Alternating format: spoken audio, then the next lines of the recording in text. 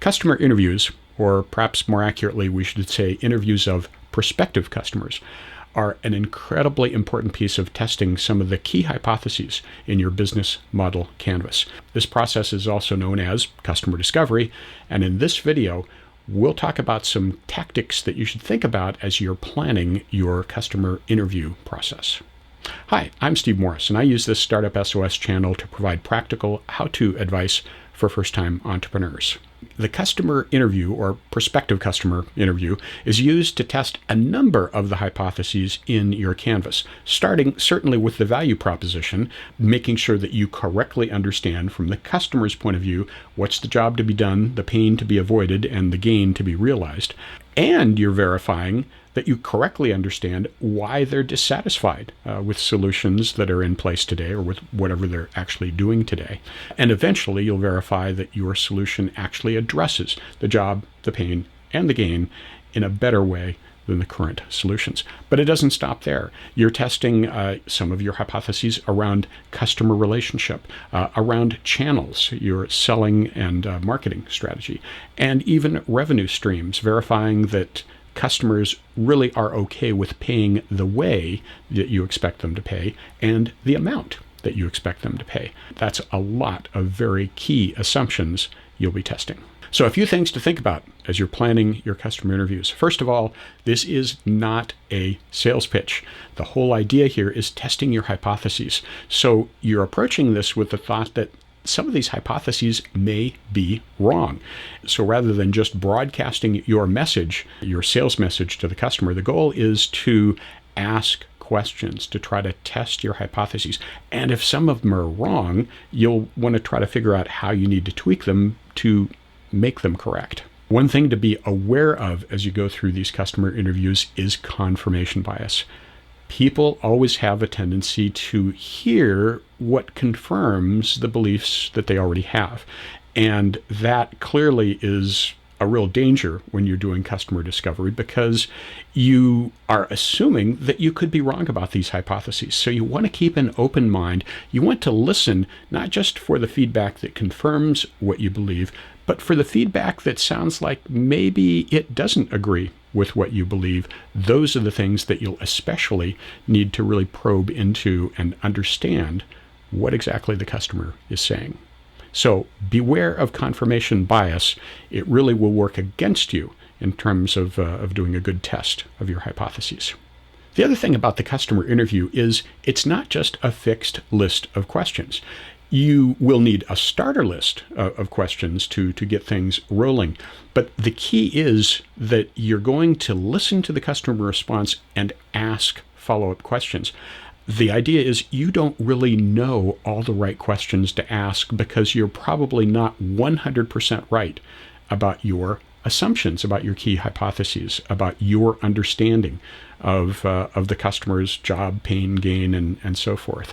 So it's really important that you think of this not as a fixed list of questions that you can just post on the web and get responses to, but rather it's a process of discussing these questions with a customer to get their feedback and to really understand where they're coming from, what they're saying, literally what they're thinking about the job to be done.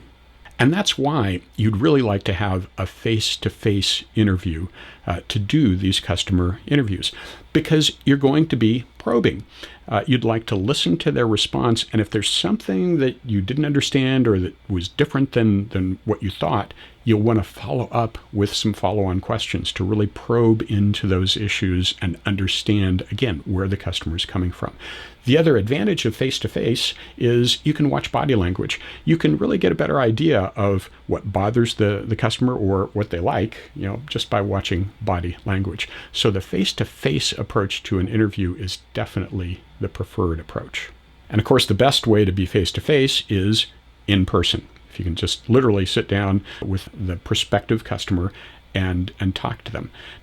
I'm recording this in the middle of a pandemic, and face-to-face interviews are a little tough right now. Well, a second choice certainly is a video call. At least then you can still see the prospective customer, get some reasonable idea for body language, and it's not quite as good as being there, but at least it's a close second. I also suggest that you do your customer interviews in 2 rounds. The first round would focus completely on the customer, on the job to be done, on the pain that they're trying to avoid and the gain that they're trying to realize, and some of the other topics that you'll cover, like customer relationship and so forth. Not about your product or service, not about your solution at all. Talk to a lot of customers just to understand their perspective on the job, the pain, the gain. And what will happen is there's a very good chance it will actually change your idea of what the solution is. So get that feedback first, think about it, analyze it, process it, see how it might change the solution that you should be offering, and then go on a second round of interviews where you're asking about the solution to really verify that you correctly understand that it does address the job to be done, it does deliver the pain relief they want, and it does deliver on the gain that the customer is looking for. You'll get a better idea of the right solution if you start with the question about the job, the pain, and the gain. Now, maybe it's just not practical to split these into 2 rounds of interviews and you want to combine it all into one interview. Well, if you do that, again, the suggestion is at least start the interview with the job, the pain, and the gain. Start it from the customer perspective to really try to understand the job before you pull out your product to see if it actually delivers on the job, the pain, and the gain. Because as soon as you bring out your product, it's going to bias the whole conversation. The focus will be on your product, your service, its features, its capabilities, its limitations, and you'll limit your ability to learn about the job itself, the customer pain, the customer gain. So hold off on that until you really think you understand the job, the pain, and the gain, and then bring out your solution and start to talk about whether or not it really fits the customer need. Who are you interviewing? Well, you're interviewing prospective customers. To practice your interview technique, okay, maybe you'll interview some friends and family and other entrepreneurs and even some advisors and investors. But when it comes to the actual customer interviewing, customer discovery, you really want to be talking to prospective customers, friends, family, advisors, other entrepreneurs. Honestly, their feedback isn't that helpful unless they're actually in your target population, unless they have the problem that you are addressing with your product or service. So you'll want to go out and find actual prospective customers to talk to. And how many do you need to do in this customer interview, the customer discovery process? Well, there is no one right answer, but more is absolutely better. I would recommend talking to at least 30 prospective customers in your customer interviews. More is absolutely better. The National Science Foundation has a very well-respected program called I-Corps, where startups in that program are required to talk to 100 customers at least to do their customer discovery, their customer interviews. And boy, believe me, by the time you talk to 100 customers, prospective customers, you get a very good feel for the range of customer feedback, get a good feel for, what's an outlier versus what's really sort of at the core of the value proposition. You learn a lot. So don't talk to just 2 or 3 or 4 prospective customers. At least 30 is a much better target, and a lot more than that is certainly better.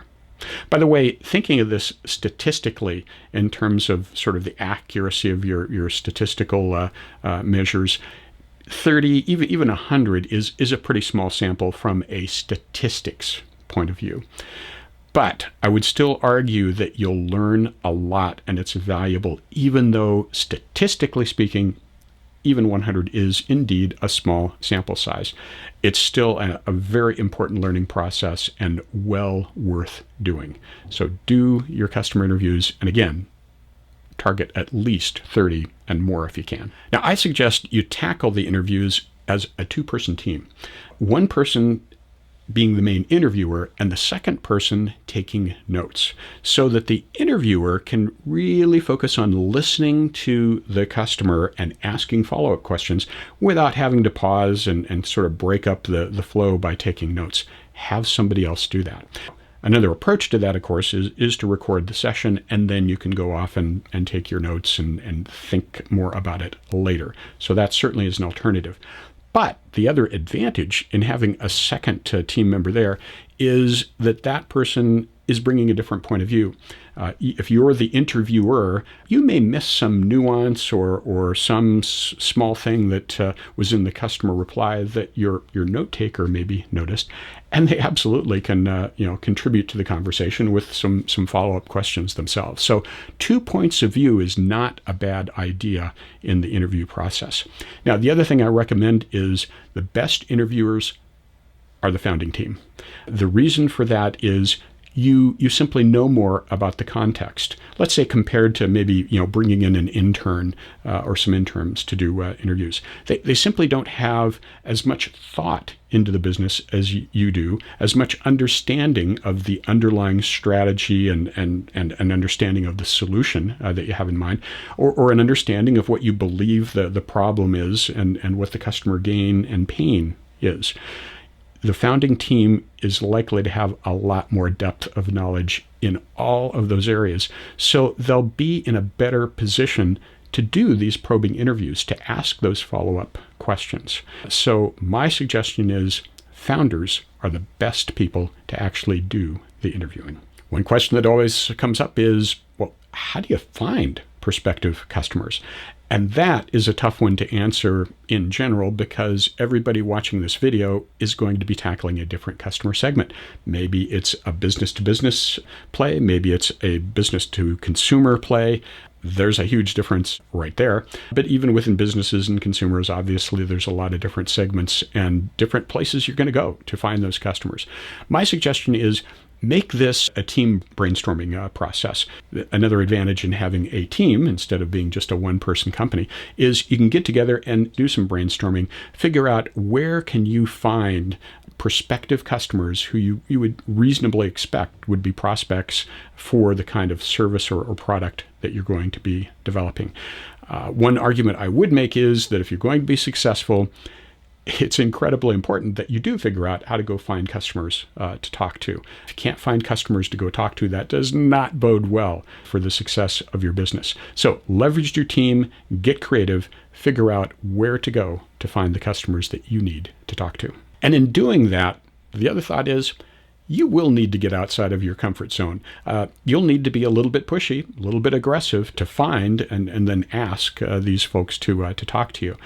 It's not always easy, and you'll get a lot of no's. And you have to keep asking additional people to get in front of enough customers to do the customer discovery, the customer interviews that you need to do. So it does take getting outside of your comfort zone a bit, getting a bit aggressive. It will feel a little awkward, but after you do it a few times, it'll get a lot more natural and it won't really feel that strange at all. So expect that you'll need to get outside your comfort zone, really get out there and do what it takes to find the people that you need to talk to. So once you find them, how do you convince them to talk to you?